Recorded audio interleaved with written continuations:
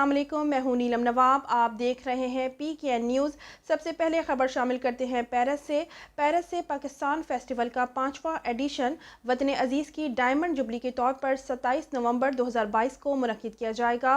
कारी फारूक अहमद फारूकी की रिपोर्ट के मुताबिक पेरिस पाकिस्तान फेस्टिवल का 5वां एडिशन 27 नवंबर 2022 को मुनक्किद किया जा रहा है, जो कि सुबह 11 बजे से शाम 7 बजे तक जारी रहेगा। प्रोग्राम के मेहमान खसूसी सफ़ीर पाकिस्तान इज़्ज़त माब जनाब आसिम इफ्तिखार होंगे। प्रोग्राम में सहर गुल खान और आसिफ के अपने फ़न का मुजाहरा करेंगे। पाकिस्तानी कम्युनिटी से दस्त बदस्ता अपील है कि वो अपनी फैमिली के हमरा प्रोग्राम में शिरकत करें। ये खालिस्तान पाकिस्तानी फैमिलीज़ का मेला है और तमाम पाकिस्तानी फैमिलीज़ के हमरा भरपूर शिरकत करके प्रोग्राम को चार चांद लगाएं। प्रोग्राम के टिकट ऑनलाइन दस्तियाब हैं। इससे हासिल होने वाली रकम वतन अजीज़ में सैलाब ज़दगान की बहाली के लिए फराहम की जाएगी।